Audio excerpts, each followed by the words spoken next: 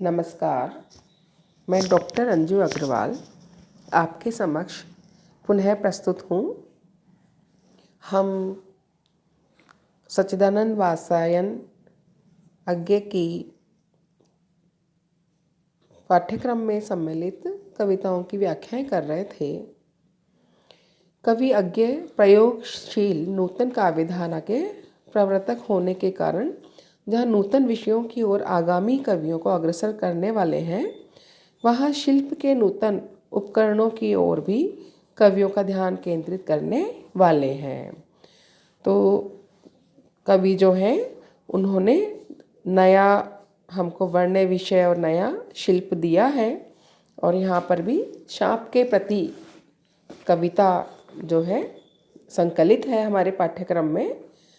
शाप के प्रति अज्ञे की लघु कविता है, और इस कविता में वर्तमान नगर सभ्यता के कारण प्रचलित शोषणकारी, स्वार्थी, मूल्यहीन कुप्रवृत्तियों की ओर अज्ञे ने संकेत किया है, या कह सकते हैं आक्षेप किया है।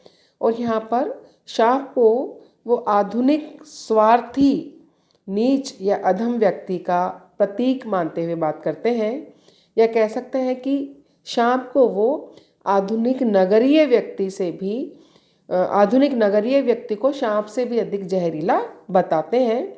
तो शाप को संबोधित करते हुए कवि अज्ञे कह रहे हैं कि अरे आधुनिक नगर सभ्यता से पतित मानव, तुम सभ्यता के केंद्र माने जाने वाले नगर में रह करके वे भी सभ्य नहीं हुए हो।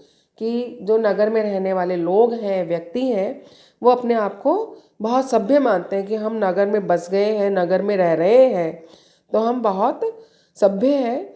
तो शाप को बोल रहे हैं कि शाप, तुम सभ्य तो हुए नहीं, नगर में बसना भी तुम्हें नहीं आया। एक बात पूछूं, उत्तर दोगे?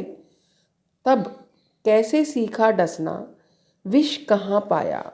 कि तुम नगर में बसे ही नहीं, तुम अभी सभ्य नहीं हुए हो, तुम नगर में बसे भी नहीं हो। फिर जब तुम नगर में बसे ही नहीं हो, नगर जैसी सभ्यता को भी तुमने स्वीकार नहीं किया है, उसका वास्तविक स्वरूप भी तुम्हारे में नहीं आया है, तुम सच्चे मानवीय मूल्यों वाले नागरिक भी नहीं बन सके हो। जैसा कि नागरिक या नगर में रहने वाले लोग मानते हैं कि उनको नागरिकता के सारे नियम पता हैं, या आदर्श नागरिक क्या होता है, आदर्श नागरिक के जो नियम हैं वो सब नियमों का अनुसरण करते हुए वो नगर में रह रहे हैं, ऐसा आधुनिक नागरिक अपने आप को मानते हैं। तो शाप, मैं तुमसे पूछ रहा हूँ कि तुम तो नगर में रहे नहीं, तुमने नगर के आदर्शों को सीखा नहीं, फिर तुमने डसना कहाँ से सीखा। एक बात पूछूं, तब कैसे सीखा डसना, विष कहाँ पाया। तो यहाँ पर आगे जो है सीधे सीधे शाप को ये जब पूछ रहे हैं कि तुमने डसना कहाँ से सीखा और इतना विष कहाँ पाया, तो प्रतीकात्मक रूप से वो एक नगर के लोगों पर आक्षेप कर रहे हैं कि तुमने फिर डसना कहाँ से सीख लिया। ये नगर के लोग जो छद्म व्यवहार करने वाले हैं, शोषण प्रवृत्ति के लोग हैं, एक मुख पर दूसरा मुख रखते हैं, कृत्रिम इनका पूरा चेहरा है, शोषक इनको हम कह सकते हैं, विषैले और जहरीले हैं, जो मन में कुछ रखते हैं, बाहर कुछ रखते हैं, किसका कैसे अहित करेंगे इसका पता ही नहीं है। तो शाप को बोल रहे हैं कि जब तुम नगर में बसे नहीं, उनके जैसे तथाकथित रूप से सभ्य भी नहीं हुए, तो तुमको ये नगरीय लोगों के जैसे डसना कहाँ से आया, और तुमने इतना जहर कहाँ से प्राप्त कर लिया। कि ऐसा कठोर आचरण जैसा कि नगर के लोगों का होता है, स्वार्थी जो लोग हैं, ऐसा स्वार्थ, ऐसा डसने वाला तुम्हारा व्यवहार, इतना सारा जहर, इतना सारा विष तुम में कहाँ से आया, जबकि तुम नगर में रहे ही नहीं, नगर में बसे ही नहीं। तो यहाँ पर कवि जो है वो सभ्यता के नाम पर जो लोग आधुनिक हो रहे हैं, और जो नगरों का इतना विकास हुआ है, नागरिक अपने आप को बहुत सभ्य मानते हैं, और अपने आप को सभ्य मानते हुए तथाकथित लोग ये भी सोचते हैं कि हम जो कर रहे हैं वही सही है। हर व्यक्ति को वो प्रयोग करते हैं, संवेदनाएं और भावनाएं उनकी कहीं खो गई हैं, मानव मूल्यों का उनको अता पता ही नहीं है। तो यहाँ पर एक तरीके से वो व्यंग्य कर रहे हैं, सटायर कर रहे हैं कि सांप जो कि डसने वाला है, जो जहरीला है, आधुनिक सभ्य समझे जाने वाले नगर के लोग सांप से भी अधिक जहरीले और डसने वाले हैं।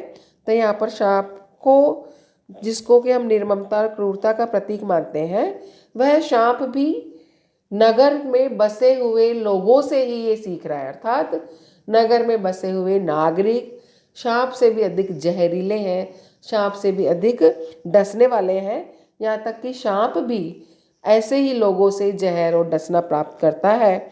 इस तरीके की भावना अभिव्यक्त कवि, जो अज्ञे कवि हैं, इन्होंने इसमें प्रकट की है। तो लघु कविता है अज्ञे की, लेकिन इसमें आक्षेप की प्रखरता और वैचारिक सशक्तता, ये दोनों ही हमको दिखाई देती है। अज्ञे का नागरिक समझे जाने वाले जो लोग हैं, जो नगर में बस गए लोग हैं, उनकी प्रवृत्ति पर उन्होंने बहुत ज़बरदस्त यहाँ पर व्यंग्य किया है, व्यंजना की है कि आधुनिक लोग किस प्रकार से सांप से भी अधिक विषैले हैं और डसने वाले हैं। तो यहाँ पर एक शोषण का, क्रूरता का, निर्ममता का, निष्ठुरता का प्रतीक जो नागरिक हैं, उन नागरिकों का सांप को प्रतीक बताते हुए इन्होंने बड़ी ही सशक्त और वैचारिक प्रखरता से इन पंक्तियों में अपने विचार रखे हैं। आज की ये कविता यहीं समाप्त होती है। अगले व्याख्यान में हम दूसरी कविता करेंगे। धन्यवाद।